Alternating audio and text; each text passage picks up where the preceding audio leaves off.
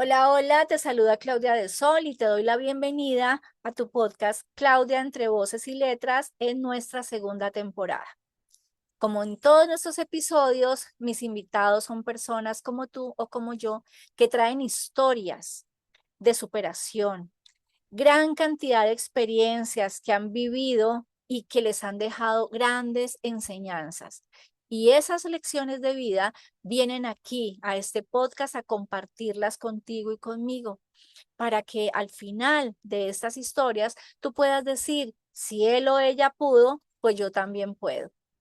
Nuestra invitada de hoy es una chica cubana, nacida en La Habana, que después de pasar muchas situaciones que nos va a venir a contar, terminó viviendo en Colombia y le tocó todo este tema de la cuarentena y decidió quedarse aquí.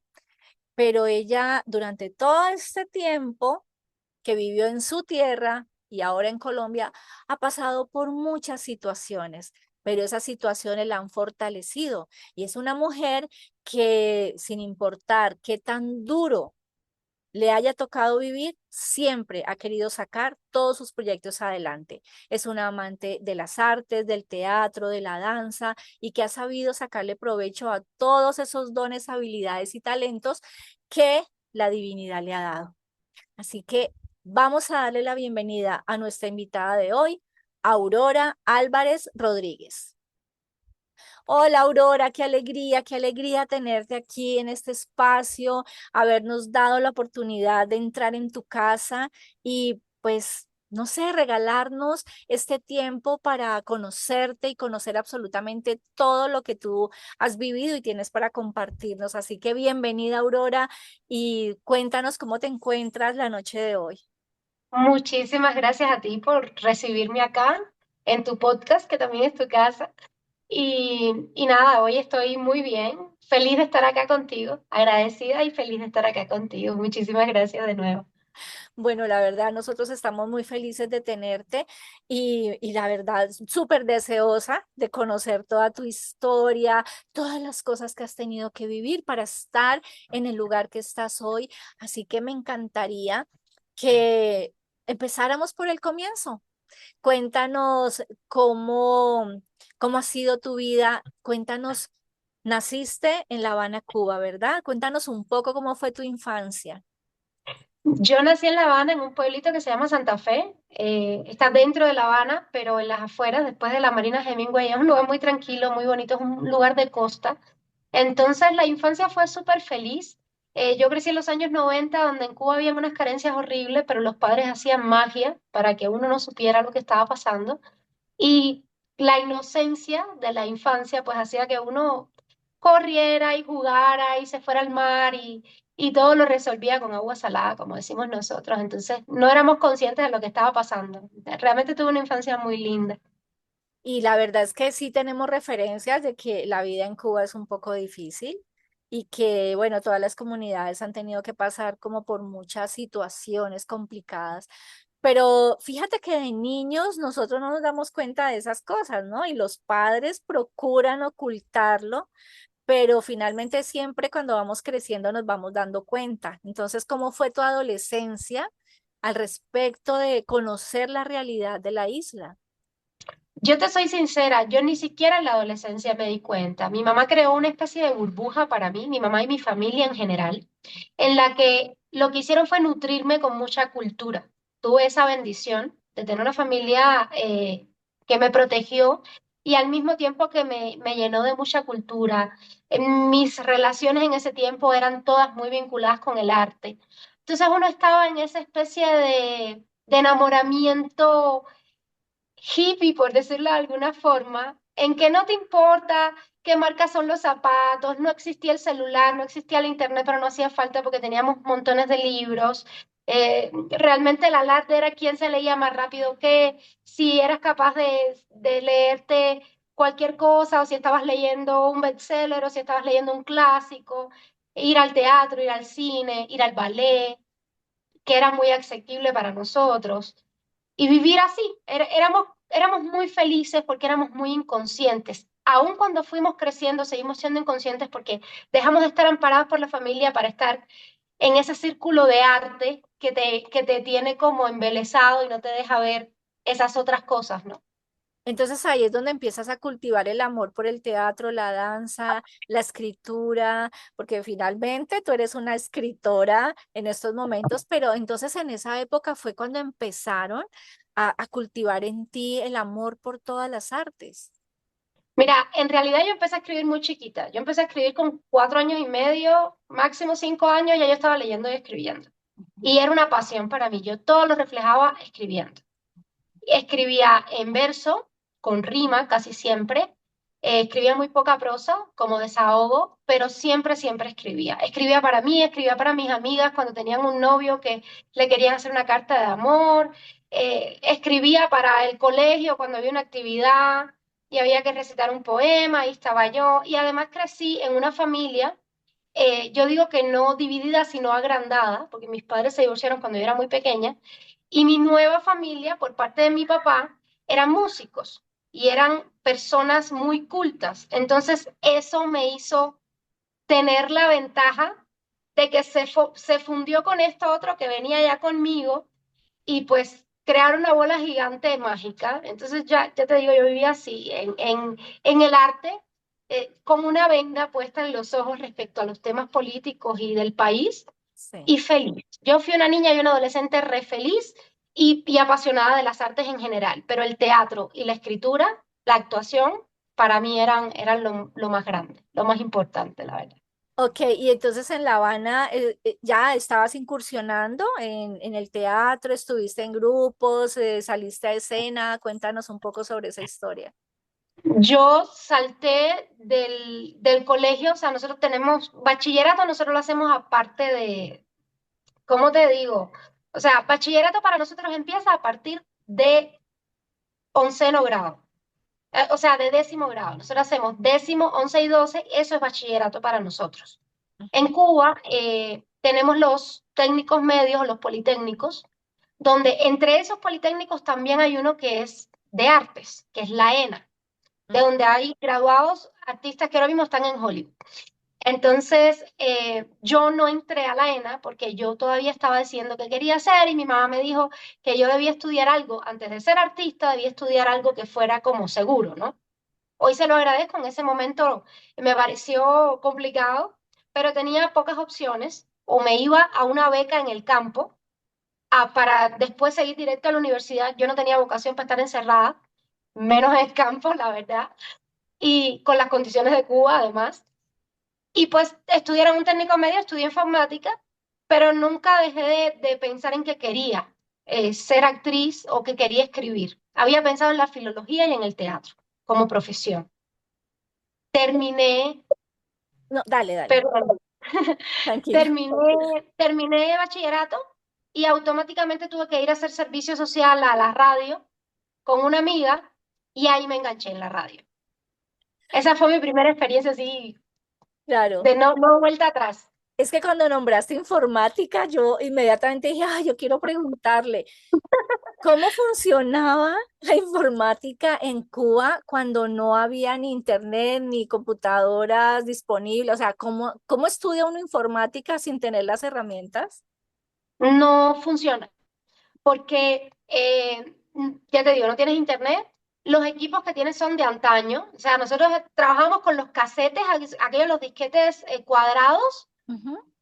en unas máquinas grandísimas, perdón, que nos daban para que nosotros tuviéramos idea de cómo era una computadora por dentro, pero entonces nos enseñaban así una, digamos, no sé, una tarjeta de memoria, y aquella cosa era así, y nos decían, mira, es como esta, pero más chiquita. Entonces, tú tienes que fijarte si cuando la parte de hardware, por ejemplo, si hace un ruido así, es la tarjeta de memoria. Y así era una locura. Y programación era una locura también. Porque realmente nosotros Entiendo. trabajamos con Delphi, cosas que ya estaban completamente caducadas. Claro, Y claro. yo lo odiaba, todo, lo odiaba, todo. Fue horrible. Aquí me entra una duda y voy a preguntártela. Claro. ¿Así es en todas las profesiones? O sea, ¿qué te puedo decir yo? ¿Es así igual en la medicina? Mira, no te puedo hablar específicamente de la medicina como es en realidad, te puedo decir mi perspectiva desde afuera, porque Ajá, yo no tengo familiares médicos, no estoy dentro del gremio. Pero lo que yo he visto en la medicina es que nosotros tuvimos un tiempo en que tuvimos médicos maravillosos que se fueron en grupo o se cansaron porque la situación era bastante desgastante para ellos. Y llegó un momento en que sí tuvimos muy buenos médicos, sí tuvimos una muy buena estructura, aunque nosotros, por ejemplo, nunca tuvimos medicamentos, nunca tuvimos hospitales con las condiciones mínimas básicas. Realmente siempre ha sido muy difícil, pero la calidad humana, de los médicos y la preparación que tenían, por eso mismo, como no tenían otras herramientas y otros recursos, creo que ellos tenían que estudiar más lo que tenía que ver con su profesión como tal. Así te mandaran a hacerte un remedio con una hierba, no importa. Ellos sabían que esa hierba te iba a curar, no sé, el mal de estómago o lo que sea que tú tuvieras. Y sí se dedicaban más a la parte humana. Eso siempre lo tuvimos. ¿Qué pasa? Que de un tiempo acá todo el mundo emigró, huyó, como lo quieras poner, y lo que ha ido quedando es el tumulto. Sí hubo una etapa en que fueron muy buenos, hubo otra etapa en que en realidad lo que hicieron fue rellenar y graduar gente. ¿Quién quiere estudiar medicina? Vamos para acá todo el mundo porque son esclavos para mandar para el mundo. Pero es desde mi perspectiva, no te puedo decir a ¿cómo ciencia cierta funciona? cómo funciona. Sí, claro. Pero de todas maneras complicado. Mira que yo recuerdo que cuando yo tenía como 14 años, tal vez, en esa época habían unas revistas de adolescentes y ahí había forma como de contactar personas en otros lados, no sé qué. Alguna vez en una revista de esas yo vi la lista de quienes querían intercambiar correspondencia y había una chica cubana y yo le escribí y mandé una carta y yo vine a obtener respuesta 3 meses después y en un papel que ya estaba utilizado por el otro lado. Y yo no entendía eso. Yo decía, ¿y esto Es por que qué? ¿Por qué? Y yo le preguntaba a mis padres, oye, pero ¿por qué ella me manda la carta? Yo no sabía por qué lado era la carta. Y yo, pero ella, ¿por qué me manda la respuesta en una hoja ya escrita y como en un tachón así, o como para diciéndome no es por acá y no por el otro? Y el sobre era hecho en una hoja igual a la que a la escrita. Y yo le preguntaba a mis papás por qué. O sea, yo acá en Colombia pues teníamos blogs de hojas en blanco, sobres, los que quisiéramos. Y mis padres me explicaron las limitaciones que habían en Cuba, cosa que yo desconocía.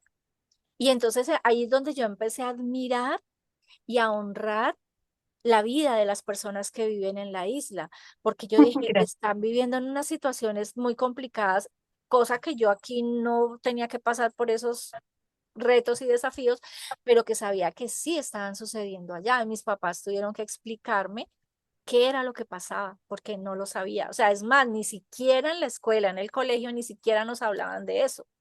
Yo lo descubrí fue por esa carta y claro, y entonces ella me escribió, yo le volví a contestar y ella volvió y recibía la carta como a los 3 o 4 meses y así, eso fue como 2 años y alcanzamos a escribirnos como 3 cartas únicamente cada una, hasta que nunca más volví a saber de ella, no supe qué pasó. Pero, pero sí, o sea, nosotros como que aquí también como que vivíamos en una burbuja, ¿no? Porque no llegábamos a conocer tanto la historia de lo que sucedía allá. Ahora es que uno ya se entera de muchas cosas, pero, pero bueno, te dio entonces a ti también todas las herramientas para, para querer avanzar en esas artes, o sea, ser mejor cada día en teatro, en todo. Y entonces en radio, ¿qué hacías en radio? Ahí aplicabas actuación, hacías, no sé, eras actriz radial o qué hacías allí. Cuando yo empecé en la radio, empecé copiando libretos. Imagínate que no habían impresoras modernas y no tenían cómo escanear los textos. Los escritores, los guionistas de radio, hacían los libretos en máquina de escribir. Entonces, había una cosa que se llamaba Dito, yo no sé si acá todavía eso, la gente tiene una idea, que son unas impresiones que se hacen con una tinta morada, que es un aparato grandísimo, Ah, y eso es sí, lo que saca las sí, copias. la litografía, ajá. Pues debe ser eso, no sé, yo lo conocí como Dito en Cuba, sabes que hay una descoordinación del mismo Sí. idioma en distintos sitios. Y sí pasaba que nosotros lo que teníamos que hacer era que teníamos que copiar los libretos en las computadoras y de ahí entonces ellos editaban. O sea, las copistas lo único que hacían era mecanografiar literalmente. Yo no debía estar ahí porque yo había estudiado informática, pero yo no quería aplicar informática porque yo no sabía absolutamente nada de informática, ni me gustaba ni me interesaba. Y ese fue el primer trabajo que tuve en la radio como servicio social, que tenía que hacer para pagar la carrera, porque en Cuba todas las carreras se pagan con la vida y con el tiempo de uno. Entonces, de ahí sí ya me empecé a preparar para entrar a la universidad, estuve estudiando muchísimo de manera privada mientras trabajaba, cambié de departamento, entonces pasé al área que tenía que ver con periodismo, ya no copiaba libretos, ya redactaba noticias, pero mientras hacía noticias para distintos tipos de programas, para noticieros, pero también para programas culturales. Y me colaba en el tercer piso, yo trabajaba en el cuarto piso, y me colaba en el tercer piso a ver las grabaciones de las novelas. Ujú. Nosotros tenemos todavía hoy novelas radiales, con personas que hacen los efectos en vivo, con, ¿sabes? O sea, es igual, es un mundo mágico. Sí. Yo muchas de las carencias esas de las que tú hablas, yo digo siempre que soy la excepción, no la regla, porque yo no me di cuenta. O sea, nosotros estábamos tan en la fantasía de lo que estábamos haciendo, en la magia de lo que estábamos haciendo, artísticamente hablando, que no veíamos esos espacios y esas cosas porque estábamos en otro lugar. Ujú. No es que no teníamos las carencias, es que no necesitábamos las mismas cosas, a lo mejor que la gente no, nosotros lo inventábamos. Entonces, y era maravilloso inventarlo, era un logro inventar las cosas. Y así Claro. empecé en la radio, luego hice mi perfeccionamiento en actuación radial y empecé a hacer novelas yo también. O sea, ya dejé de escribir noticias y empecé a trabajar en las novelas y al tiempo entré al Instituto Superior de Arte en Cuba, que fue donde yo estudié en la universidad, que estudié actuación. Ahí, Me acabo de acordar cuando dices que se copiaban, creo que aquí creo que se llamaba stencil, porque no recuerdo, sé. ya me acordé porque en el colegio también cuando los profesores necesitaban sacar muchas copias, o sea, no existían las fotocopiadoras en esa época. Entonces, yo me acuerdo que le llamaban que el stencil y de ahí era que sacaban un montón de copias en una maquinita. Entonces, sí, yo creo que es eso lo que tú me estás diciendo. Haces entonces la carrera de actuación y esa ha sido tu pasión, ¿sí? Mira, es una mezcla, digamos, porque yo nunca en todos estos años he dejado de escribir. Nunca, nunca he dejado de escribir. Yo digo que escribir es mi lenguaje. Ujú. Es la forma que yo tengo de sacar lo que pienso y lo que siento. Entonces, cuando yo entré a estudiar teatro, estaba dividida entre estudiar filología para ser especialista en letras y en el origen de todo, y Ujú. escribir con un peso que en ese momento para mí era importante, o estudiar teatro. Después decidí que no hacía falta porque yo escribía por instinto y nunca iba a dejar de escribir y no hacía falta que el título dijera que uno era escritor. Ah, Entonces, sí, no hacía tanto teatro. Yo creo que yo hice teatro en la universidad y luego una sola vez en mi vida. El teatro que he hecho lo he hecho más bien dirigiendo, montando obras para niños, haciendo cosas, dando clases, pero mucho más hice radio. O sea, yo quedé enredada en la radio y en la televisión en algún momento también. Y es muy gracioso porque aquí, por ejemplo, yo converso con la gente y le digo, no, si estoy haciendo una novela, hice esto, aquello, y lo otro. Me dice, ¿y dónde está? Antes del 2019 no había nada en YouTube que fuera de Cuba. claro, No claro. había nada. Sí, o sea, sí, en Miami pasaban las cosas copiadas. Nosotros tenemos unos lugares que ay, ¿cómo le dicen? Ellos le dicen el paquete, que es como un disco externo donde copia a alguien que tiene un cable, copia los programas, los chismes, las novelas, las películas, todo, la música, y se lo pasan y te lo venden el paquete. Y entonces así es como tú ves las cosas de fuera de la isla, porque no hay otra televisión ni nada que sea extranjero, que no sea lo que ellos quieran que tú veas. Entonces, a través del paquete me veían en otros lados, pero yo no tengo acceso a nada de lo que yo hice. Y eso Nada, es muy gracioso y muy frustrante al mismo tiempo claro. a la hora de construir una cronología del trabajo de uno. Claro, ¿sabes? imagínate tú ir a armar un portafolio y decir, bueno, ¿y dónde está no sé, una copia o algo? No, es que no tengo, o sea, ¿cómo pruebas tú eso? Pero solamente tú en tu esencia sabes que hiciste eso y que realmente hace parte de toda tu trayectoria, pero es entendible, o sea, es que es imposible no comprender que no se puede tener acceso a eso. Y sino una calidad horrible, porque las cosas que logras conseguir, o sea, te estoy hablando, ya te digo, cosas de antes del 19, Ajá, que hablamos antes del 19 como si fuera otro siglo, porque yo creo que la pandemia lo cambió todo, todo. todo, todo, todo. Pero sí, son cosas que se ven muy feo, o sea, son cosas que tú apenas alcanzas a distinguir a la persona que tienes en la pantalla, porque son copias de la copia de la copia de la copia, y no, Claro, no se ven. Es no, horrible, es horrible. la Esa calidad es es una mala experiencia, la verdad. la calidad es muy mala. Bueno, Sí. y entonces, ¿hasta qué año vives tú en Cuba? O sea, ya de adulta, viviendo allí en la isla, ¿qué experiencias tuviste hasta cuando decides salir de allí? Mira, yo ya te digo, hice poco teatro recién graduada y en la escuela me dediqué sobre todo a lo que tenía que ver con dar clases. Me gustaba mucho todo lo que estaba vinculado con la psicología, vinculada al teatro. Yo tuve a mi hija en último año de la carrera y eso fue un gran cambio a todos los planes que yo tenía en la vida porque yo pensaba graduarme, irme de Cuba, me casé, tuve a la niña. Y tuve a la niña estando sin dejar de estudiar. O sea, mi profesora de actuación, yo tuve dos grandes maestras maravillosas, Doris Gutiérrez, en los primeros años de la carrera.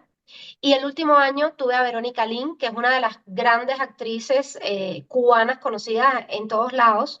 Y Verónica, yo recuerdo cuando yo salí embarazada, yo fui llorando a casa de Verónica. Y le dije, yo nunca había salido embarazada, yo no quería tener un bebé. Y Verónica me dijo, mira, ¿sabes qué? O sea, estás justo en la edad y si tú tienes ahora tu bebé, después tú vas a seguir con tu carrera y con tu vida y tu bebé va a estar grande. Sí, sí, sí, esperas y esperas, va a ser más difícil después. Mira, yo no tengo hijos, me dijo. Ujú, Y eso a mí se me quedó. Nosotros tenemos otra manera de pensar respecto a todo lo que tiene que ver con la cultura de la decisión de la mujer a la hora de tener un bebé. Tenemos otra, es una perspectiva completamente diferente. Yo siempre dije que mi bebé, si yo salía embarazada, yo tenía un bebé, pero yo no quería tener un bebé. Y así tener a Aleja. Y eso me cambió todo. Yo hice mi último año en la carrera con una panza así inmensísima. Aquello era un show, hice mi tesis, mi obra de teatro, bajé a amamantar a mi hija y por eso también la radio fue un gran refugio porque yo iba a las grabaciones y tenía tiempos específicos y corría a estar con ella. ujú, La televisión lo mismo, tú tenías grabación en horarios y tiempos específicos, cosas específicas. Mientras hice eso, también estudié, hice un posgrado de psicoterapia infantil a través de las artes, porque mi misma hija me llevó a querer aprender otras cosas, a vincular otras cosas con lo que yo había estudiado. Hice mi iniciación en Reiki 1 y 2 y empecé también por ahí a explorar esos caminos de la energía ujú. y siempre me quise ir de la isla, siempre me quise ir de la isla, pero pues hubo otras circunstancias que no me permitieron hacerlo en su momento, aunque yo viajaba, me iba de viaje a Canadá con mi familia que vive por allá y a México y a Panamá. Hasta que finalmente decidí venir de vacaciones a Colombia. Yo vine también porque me habían hecho una propuesta de trabajo, nosotros que estábamos hablando de la escritura, como correctora de estilo. Y pues yo dije, voy a explorar un poquito, voy a conocer y voy a explorar y voy a pasar un tiempito y vamos a ver qué pasa. Y ahí se me complicó la cosa. Claro, pero me cuentas que podías viajar, desplazarte sin ningún inconveniente, o sea, Sí, por eso. pueden salir tranquilamente a otros países. Sí, por eso es que te digo que yo soy la excepción, no la regla. Como yo tenía Ujú. una visa canadiense, con mi visa Ajá. canadiense, yo podía entrar a cualquier país de Latinoamérica, menos a Colombia, que es bien complicada con los temas de los visados y los extranjeros, y sobre todo con los cubanos. Pero bueno, sí podía viajar.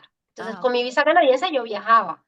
¿Qué es Ujú, lo que pasa? No es que el gobierno cubano, esto es una pregunta que tiene mucha gente, no te deja salir de la isla. Ellos solamente en aquel tiempo, sobre todo, ahora es mucho más fácil, mucho más asequible, pero te dificultaban poder conseguir tu pasaporte y ningún país a nosotros, lamentablemente, o sea, no estoy hablando de la gente, estoy hablando de los gobiernos y las estructuras gubernamentales, Los nos sistemas. quieren. Exactamente. A nosotros nadie nos quiere porque nosotros somos emigrantes en potencia. Entonces, a la vez que yo tuve mi visa canadiense, como si yo no me quedaba en Canadá, no me iba a quedar en ningún lugar. Entonces yo podía entrar a toda Latinoamérica. Pero era por eso, realmente. No es que uno sin visa puede entrar. Yo sin visa no puedo ir a ningún lugar. Ujú. Ni siquiera a Venezuela. La gente piensa que Venezuela, ni siquiera a Venezuela. O sea, igual necesitas el pasaporte sí o sí y fuera de eso visas. Pero Necesitas no visa del tiene, país a donde tú vas a entrar. entonces el pasaporte no es muy asequible para todos.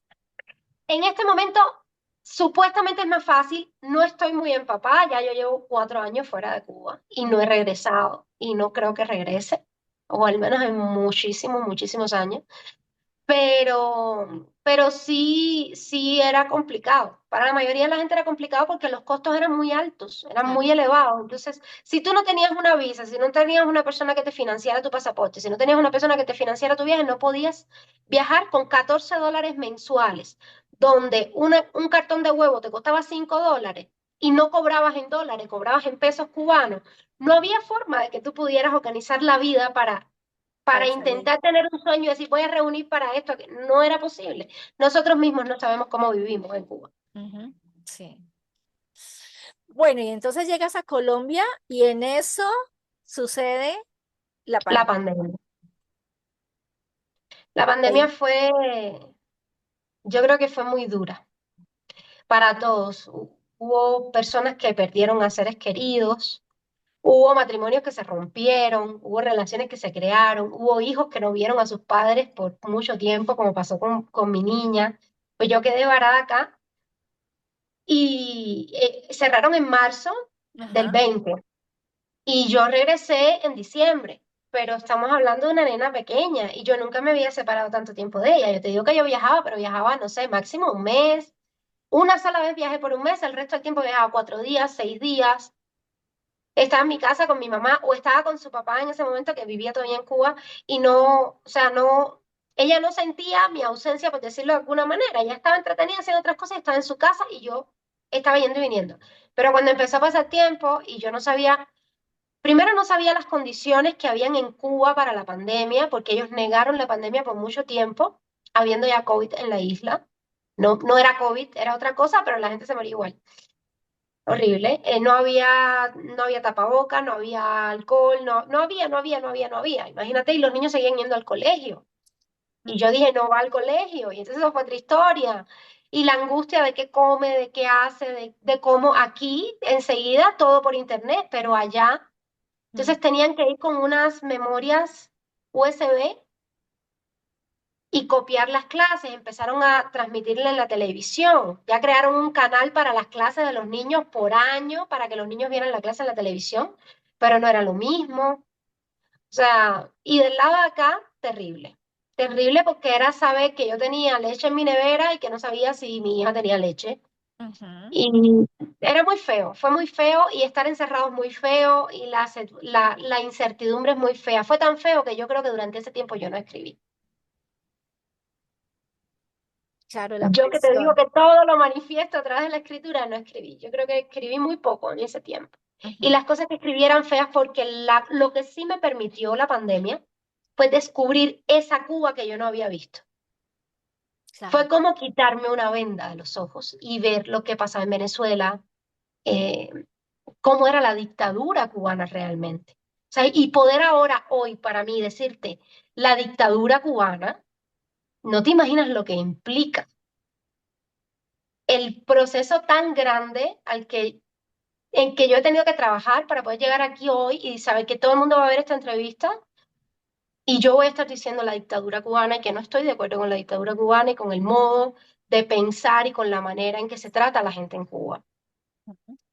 Y mucha gente todavía tiene esa venda en los ojos porque es que no tienes manera de saber hasta que no estás del lado de acá. Claro, no se enteran de lo que pasa afuera. Es No, no tienen horrible, forma de comparar, no hay una manera de comparar. Entonces lo que sucede adentro de la isla es normal.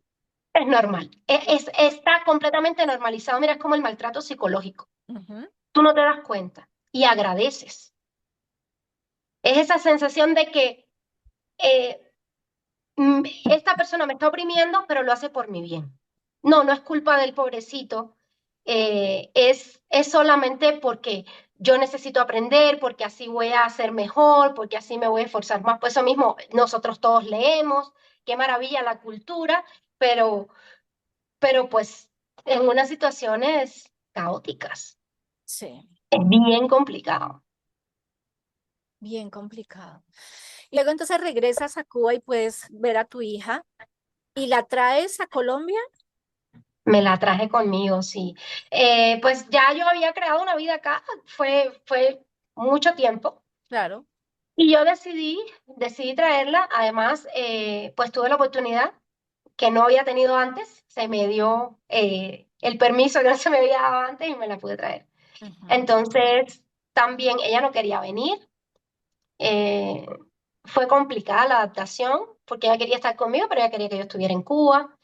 Fue toda esa parte de salir de un colegio donde lo primero que aprenden a decir los niños es pioneros por el comunismo, seremos como Che, a llegar a un lugar donde todo era diferente. Yo Claro. desde el principio la metí a un colegio bilingüe porque pues para mí era importante que ella aprendiera desde pequeña. Y uy, no, fue muy complicado, su adaptación fue complicada. Alejandra es una niña con altas capacidades, entonces ella todo lo entiende de una manera diferente Ujú. y es un proceso, es Claro, un proceso, todo su cerebro y su sistema neurológico es trabajan de una forma diferente, totalmente distinta. es diferente. Ujú. Pero bueno, gracias a Dios todo se organizó. Yo conseguí un trabajo en una empresa, empecé en un call center, yo creo que como todo el que llega a un lugar extraño, Call yo center. no sabía lo que era un call center cuando llegué a Colombia, imagínate. Empecé como agente y enseguida, como a los 3 meses, estaba de auditora de calidad respecto a lo que tenía que ver con el cliente y haciendo calibraciones con Canadá y toda la cosa, feliz de la vida. Y la vida se fue organizando, ¿sabes? La vida se fue organizando. ¿Y qué empezó a suceder entonces con la Aurora, la escritora? ¿Qué Mira, pasó? uf, yo me quedé sola acá en Colombia en el 2022. Alejandra y yo empezamos a vivir solas y eso hizo que muchas cosas cambiaran en mí porque yo empecé a tener otra perspectiva de las cosas, empecé a tener otras necesidades, empecé a reconectarme. Uno se va como armando poquito a poco. Yendo a tu interior, Sí, sí. trabajando con tu interior. Sí, mucho reiki, mucho reiki, mucho reiki, mucho reiki, mucho reiki. Y mucho llanto y mucha nostalgia y me dio el gorrión, como decimos nosotros en Cuba, que era una cosa que yo no conocía porque en mi pensamiento siempre era que yo no quiero estar ahí y yo no pienso como esa gente y empezó a faltarme ya el barrio, eh, el Ujú. mar, bueno, el mar siempre me faltó, pero sabes, eso de tener un lugar a donde escaparme cuando estaba que no podía más. Sí. Y todo fue ocupando su lugar poco a poco.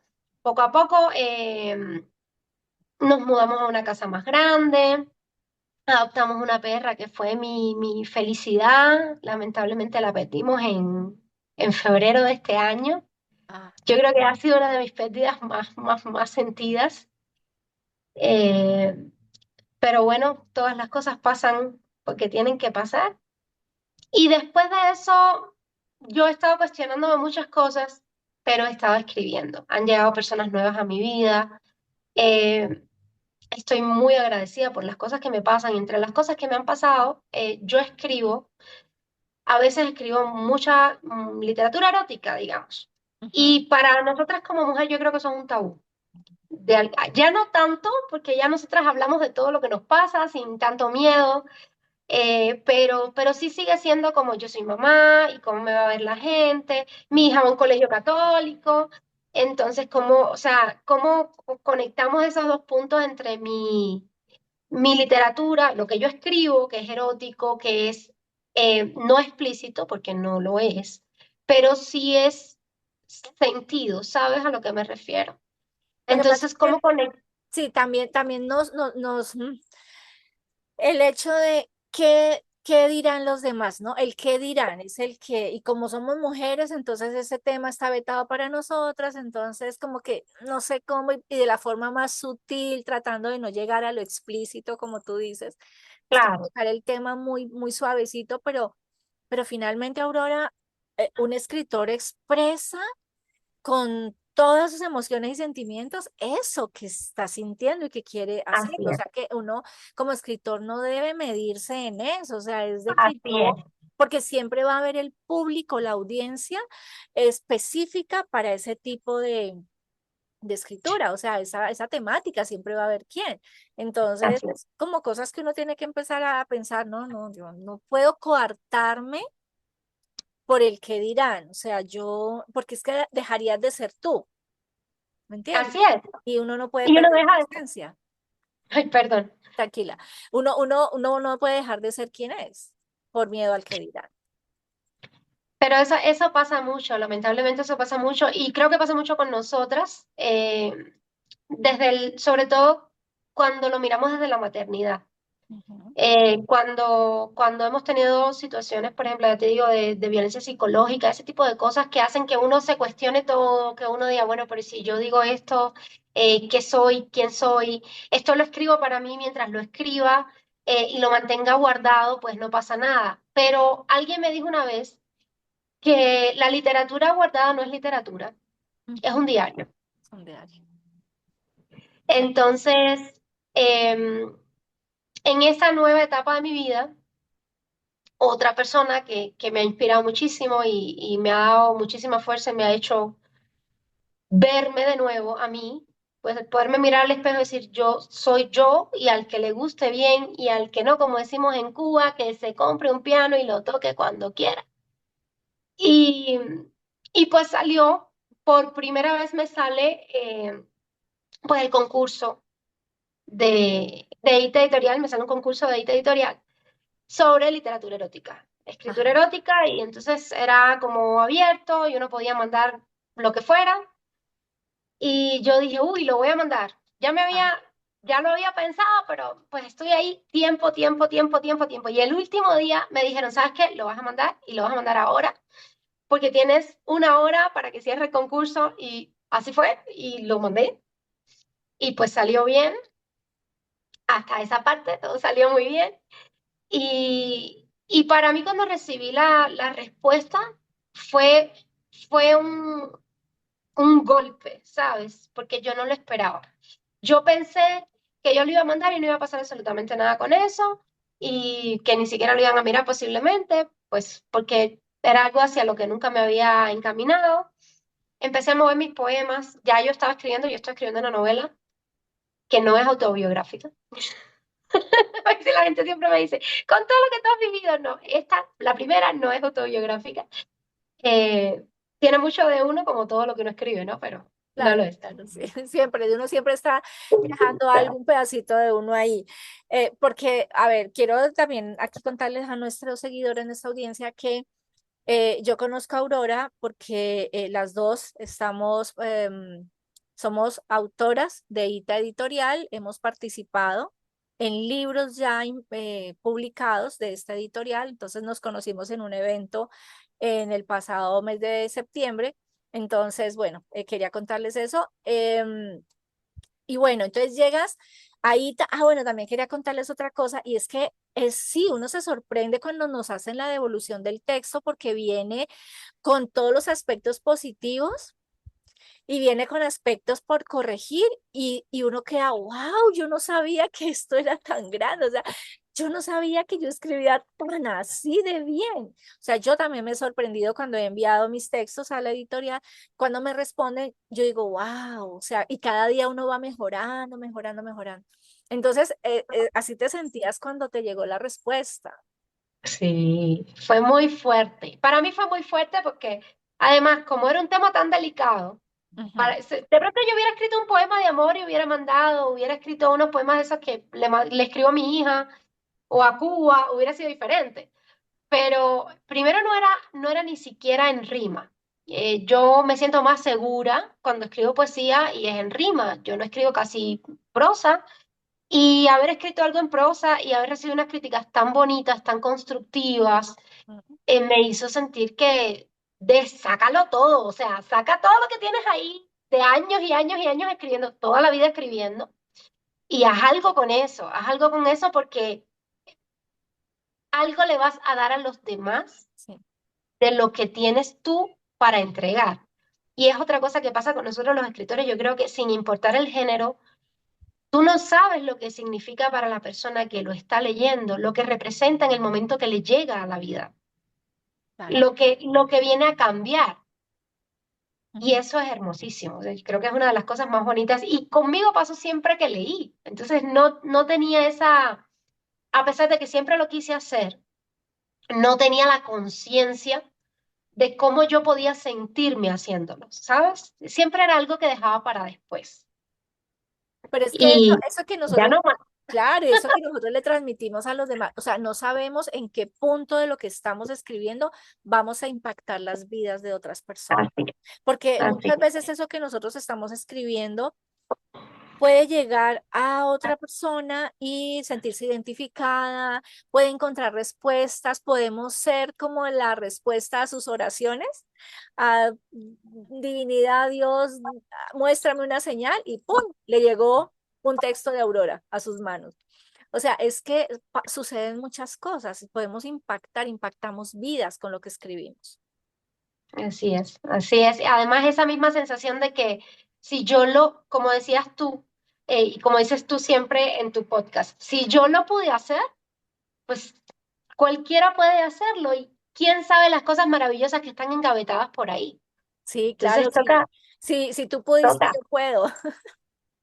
Claro, así es. todos tenemos la posibilidad de pasar por encima y superar todos esos retos y esos desafíos. O sea, y yo aquí he conocido muchas historias y unas más impactantes que otras, pero siempre se sale al otro lado, siempre logramos superarlo. ¿Cómo ha sido todo este proceso tuyo con ya siendo publicada por una editorial? Porque aquí es importante que nos siguen aquí muchos escritores y nos ven, o personas que tienen en mente escribir un libro. Todos los escritores soñamos con que una editorial nos publique. Siempre eso es lo primero que uno dice, quiero sacar un libro y que una editorial me lo publique. Entonces, pero hay muchas cosas que hay detrás de esto y que lo vamos a ir contando en diferentes episodios también, es que hay muchas cosas detrás de esto. ¿Cómo ha sido ese proceso? ¿Qué, de pronto, qué expectativas tenías con respecto a algo y no se han cumplido? Y tú dices, pero aún así yo sigo adelante o no, ahora me voy a autopublicar o ¿cómo ha sido este proceso para ti? Mira, a mí primero me emocionó mucho, Conita, me pasó eso que te conté, que tú también has experimentado, que es muy bonito porque ellos tienen una forma muy linda de atenderlo a uno, ellos siempre escriben, siempre están atentos a que sabes que no has mandado nada, manda de nuevo y tal. Ujú. Yo soy una persona que tiene 5 correos electrónicos, entonces yo utilizo correos para cada cosa más o menos ahí, más o menos ahí, soy un poquito desorganizada. Pero siempre estoy pendiente de las cosas que me resultan importantes. La publicación, lógicamente, de ese libro, donde era una publicación colectiva sobre literatura erótica, pues a mí me parecía súper importante, yo estuve bastante pendiente. Me llegaron todos los correos, menos el correo de las correcciones. A mí me resulta un poco raro, pero yo no puedo asegurar 100% que no me lo enviaron. Yo lo he buscado y no lo he encontrado. ¿Y qué me pasó? Como a mí nunca me llegó un correo con correcciones para aprobar, yo decidí, o sea, yo nunca pensé que se había hecho ningún cambio o incluso los cambios que se me propusieron fueron cambios sobre ampliar la historia, pues, pero para ese espacio no se podía ampliar la historia. Ajá. De hecho, yo había pensado esa historia como una escena de la novela que estoy escribiendo, pues ahora ya tomará otro rumbo. Y pues yo me fui directo al evento donde nos conocimos, ¿sabes? O sea, yo desconecté eso, ya está en camino, está en proceso, me mandaron sí me llegó el correo de la invitación, de los invitados, súper lindos ellos, súper atentos. Pero cuando llego al evento, y me dan mi libro, yo estoy emocionada con mi libro, llegué tarde, había una lluvia horrible ese día en Bogotá, Sí, pues terrible. fue bien, fue un día bien especial, Sí, porque además fue un día muy bonito, independientemente de las pequeñas adversidades que hubo en el camino. El caso es que yo tomé mi libro, leí mi texto, que era muy corto, era apenas un párrafo, y no era mi texto. Era otro texto en un contexto similar, muy bonito, pero no tenía los matices con los que yo lo había escrito. o sea, Digamos que lo que te identifica a ti, tu forma de los escribir, colores, tu manera de escribir. sí, yo te puedo decir, mi texto era rojo. Tú le puedes cambiar el tono de rojo, me puedes decir, no, mira, hay que bajarle la intensidad, hay que subirse, vamos a poner un poquito más oscuro y tal. Pero es que ese texto era rosa con brillo. Ya. Entonces, de un texto rojo a un texto rosa con brillo fue un golpe, porque además, ¿cuál era mi orgullo? Que yo había escrito algo erótico, que me habían dado unas críticas muy lindas y que, ¿sabes qué? Ahora no voy a tener pena a mostrar lo que yo escribo. Y de pronto me encuentro con un texto que era un unicornio soltando colores. Entonces, me chocó mucho. De hecho, no leí. Yo le dije a la chica, mira, ¿sabes qué? O sea, yo había ido, le había dicho que sí, que yo iba a leer y tal, y toda la cosa. Y le dije, me da mucha pena con ustedes, pero es que yo no puedo leer esto porque yo no me siento identificada con esto. Entonces, eh, cosas que pueden parecer muy tontas. Recuerdo que una de las frases que decía para terminar el texto era en una danza de pasión, no sé qué, no sé qué, no sé qué. Y ellos ponen en un ballet de pasión. El ballet es otra cosa. Yo creo que hay, mira, en dos palabras eh, cambias el color. Danza, ballet. El ballet es un tipo de danza, Ujú. pero es muy estructural, es más rígido, sin quitarle todo lo hermoso que tiene el ballet. Es una cosa más culta, más fina, más controlada. La danza no, la danza es libre, abierta, expresa cosas de una forma diferente. Yo estaba hablando de eso, no estaba hablando del ballet. Entonces, es una palabra que te pongo de ejemplo, ¿sabes? Le No es cambia como el para hacer sentido a piqui, todo. no es Claro, para le hacer cambia el sentido. piqui, no es para ser piqui, pero cambia el sentido completo de lo que, para mí, cambia el sentido completo de lo que estoy diciendo. Aquí entonces tenemos que tener dos cosas presentes y es algo que queremos dejarle aquí a los escritores que nos ven y es que cuando firmemos un acuerdo debemos tener muy claras eh, esos términos en los que firmamos ese contrato. La editorial sí explica que el editor van a haber cambios y van a condicionar la obra a lo que se vaya a trabajar. Uno como escritor no espera que le cambien totalmente. O sea, yo he tenido también la situación, pero a mí no me han cambiado, digamos, el sentido. Realmente no he sentido cambios en la obra. Pero sí, de pronto sí hubo unos cambios porque se adaptaba, era, por ejemplo, mi obra era escrita en New Orleans. O sea, es la ciudad donde aquí me la cambian al territorio colombiano, o sea, lo adaptan al territorio colombiano. Entonces, digamos, para mí eso pues no me chocó porque pues yo sabía que iba en un libro que era muy dirigido como aquí al tema Claro. café, el eje cafetero y todo esto. Bueno, pero cuando ya le cambian el sentido completamente, pues uno dice, no, es que esto no es lo que yo esperaba. Por eso debemos tener muy presente y revisar muy bien las condiciones con las cuales nosotros firmamos un contrato con una editorial. De realmente qué es lo que va a pasar con mi obra cuando le hagan la revisión o cuando le quieran adaptar o le quieran cambiar algo. Eso es uno. Y dos, es estar muy pendiente de correos electrónicos y saber que siempre tiene que haber una revisión por parte del autor. Siempre. O sea, no es el que si de pronto lo quisieron hacer, no. Siempre debe haber una revisión. Antes de que la editorial vaya a sacar, a imprimir el libro, a publicarlo, siempre el autor debe revisar y dar su visto bueno o hacer sus correcciones. En este caso, no, tú no tienes evidencia de que te haya llegado un correo No tengo. electrónico y es algo que, pues que de pronto dices, bueno, si no me llegó nada es porque todo está perfecto y así va a salir.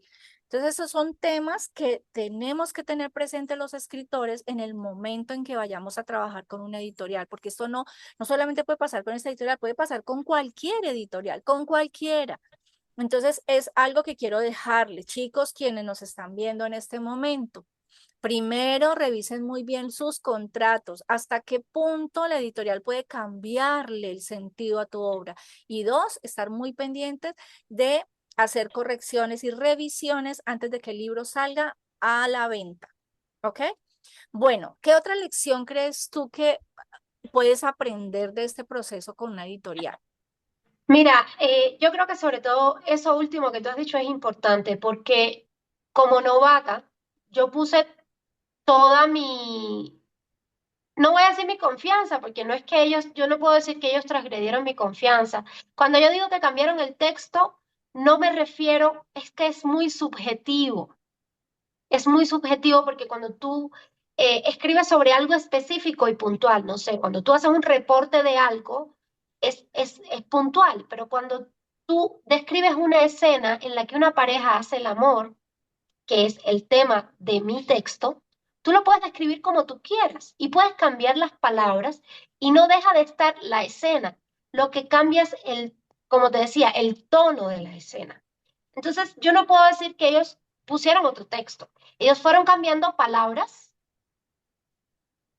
digamos que para endulzar o suavizar o darle, o digamos que de pronto acoplarlo al libro que estaban ¿Ah? haciendo, ¿sabes? Exacto, sí. Porque eso también es válido y eso también lo puedo entender. Yo pagué la novatada de no estar pendiente, de no estar arriba, de no decir, oye, no me ha llegado la revisión, la tengo que firmar. De pronto yo busco en mi cabeza y yo digo, ¿será que yo firmé algo y yo no me di cuenta? Pero yo he sido, y esto es un error que he cometido desde que llegué a Colombia en muchas cosas, y es algo en lo que estoy trabajando, yo soy una persona muy confiada. No es que firme sin leer, por lo general, pero sí digo, ellos se encargan. Y lamentablemente no siempre funciona, incluso cuando no hay mala intención. Entonces, estar muy pendiente, uno, es tu bebé, ¿sabes? ¿Qué pasa? Que no, creo que no es lo mismo con una novela que con un texto de un párrafo, porque pues esa escena yo me la reinvento y yo la reescribo y la pongo en mi novela y es otra Claro. cosa y ya está. O Ujú. sea, a mí como escritora no me afecta. Me afectó porque para mí era, ¿sabes? Era la emoción de lo Claro, que iban a leer. Y claro. me quedé pensando en que las personas que lean el libro van a encontrar cosas muy bonitas, pero no es mi estilo, Sí. ¿sabes?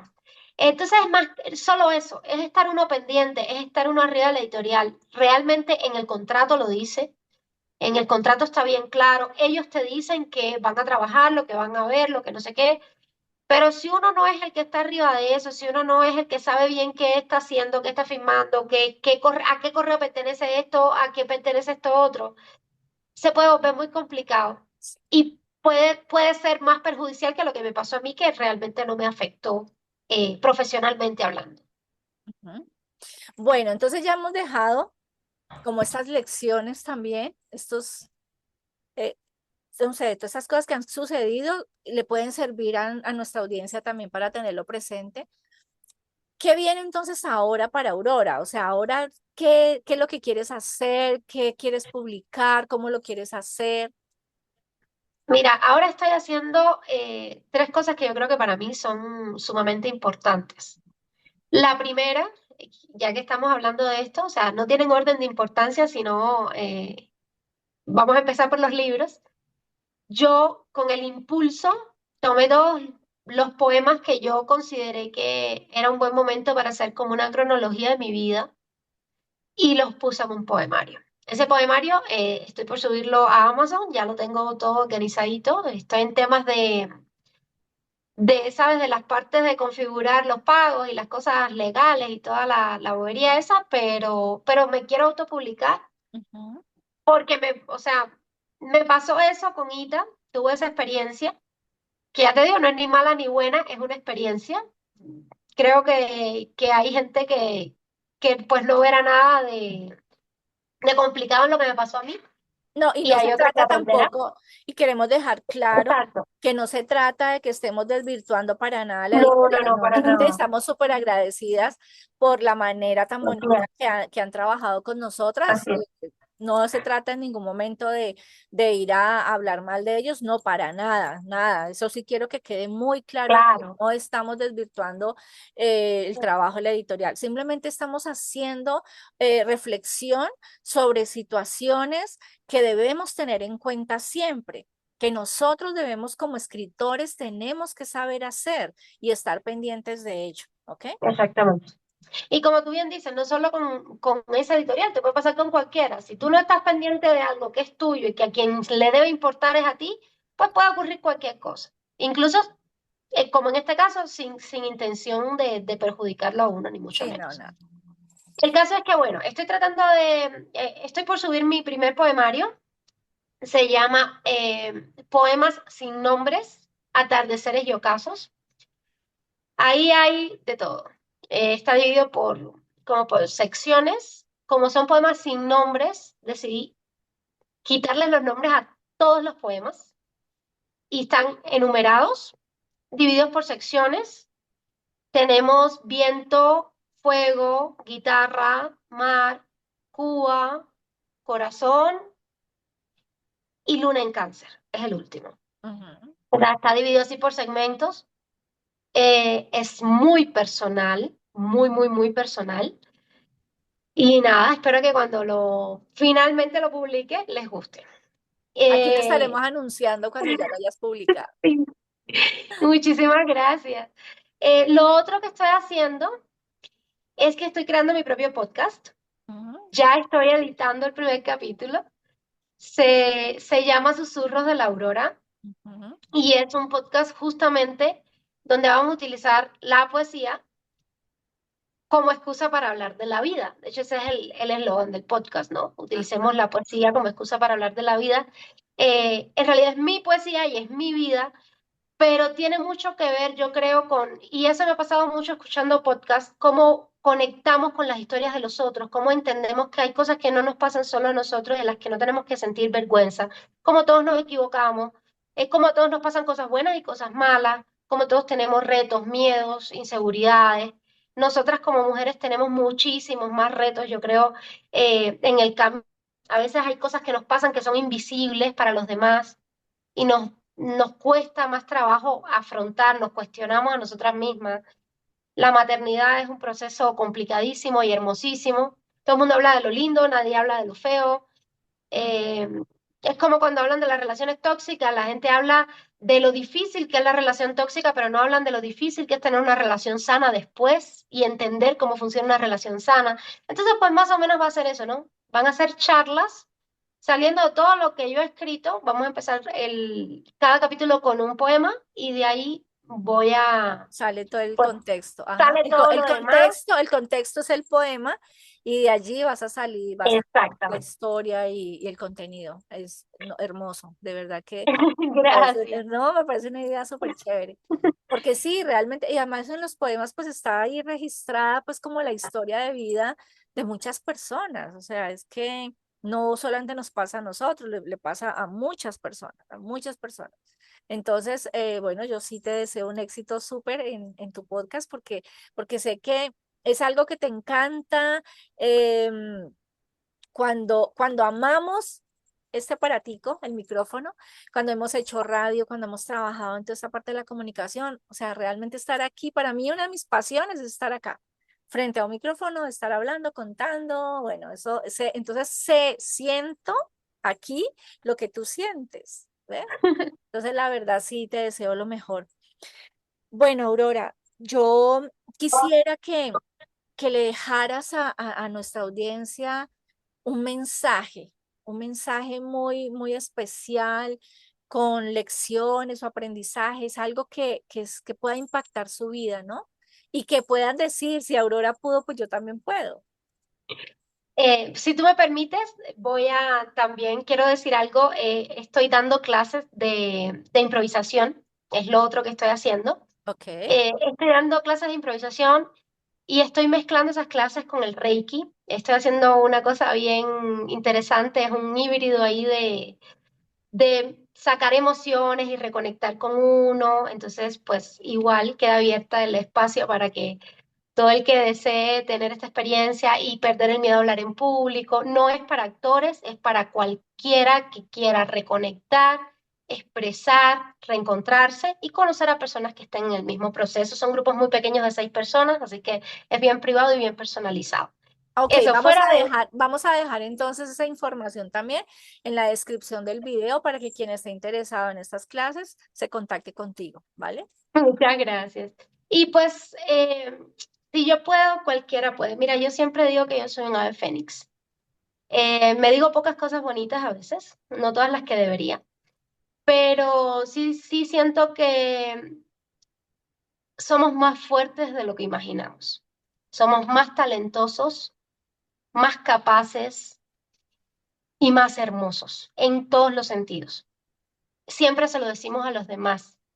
Siempre somos sinceros cuando tratamos de salvar a alguien de una depresión o de la tristeza o de una experiencia de la vida, pero no somos así de generosos con nosotros. Entonces, mi mensaje sería, sean generosos con ustedes, mírense con cariño, eh, encuentren lo bonito que hay en ustedes desde la bondad, no se den palo. Y cuando uno es generoso con uno, todo lo que tiene para dar aflora. Y lo que tiene que ver con el talento es un regalo también para los demás. Entonces, es una especie de dar y compartir, ¿sabes? Dar, recibir y crecer con eso. Crecer, no importa la situación, no importa el lugar, no importa lo que esté. Hay gente que ha salido cosas increíbles. Ujú. Entonces, quererse mucho, tratarse bonito. Yo estoy aprendiendo. No lo digo desde una posición superior, lo digo desde un momento de aprendizaje. Y la verdad es que la vida ha sido más buena conmigo, aunque yo he tenido una vida muy buena, la vida ha sido mejor conmigo desde adentro de mí, porque a veces tienes todo por afuera, pero si no estás bien contigo, si no estás sano de aquí y de aquí, pues nada puede funcionar como debería para uno, como el universo tiene listo para que uno siga el camino. Es lo que creo. Gracias. Entonces tenemos que ser más compasivos, amorosos con nosotros mismos, ¿no? Y, Sí, y seguir luchando por los sueños, trabajar por ellos, porque no es solamente desearlos, sino que hay que entrar en acción. Y bueno, saber que en algún momento, si lo hacemos como se debe hacer, pues podemos lograr ese éxito que tanto deseamos. Aurora, gracias, gracias por habernos acompañado hoy, por habernos traído tu historia, por habernos dado la oportunidad de conocer lo que tú has estado viviendo y todas estas experiencias que has podido superar. O sea, nos dejas lecciones de vida muy, muy importantes. Así que muchísimas gracias. Gracias por habernos dado este tiempo, por haber estado aquí y por habernos permitido entrar en tu casa y conocerte. De verdad, de corazón, gracias. gracias a ustedes por recibirme y por permitirme también compartir un poquito de la historia que, como decíamos, nadie sabe a quién llega y en el momento que llega. Entonces, el otro mensaje es no rendirse nunca, siempre renacer, como el ave fénix. Todos podemos hacer. Así Siempre es. podemos renacer de las cenizas y podemos empezar cuantas veces sea necesario. Nunca es tarde, cuantas veces sea necesario. Nunca es tarde. Bueno, a nuestros seguidores, nuestra audiencia, muchísimas gracias por acompañarnos hoy en este episodio de Susurros de la Aurora. Esta mujer que de Cuba a Colombia llegó con mucha incertidumbre, pero que hoy ya ha podido sentar sus bases y tiene muchas cosas lindas por vivir y por hacer junto a su hija. Así que gracias a todos por estar hoy aquí viendo este episodio y nos vemos en una próxima oportunidad. Chao, chao.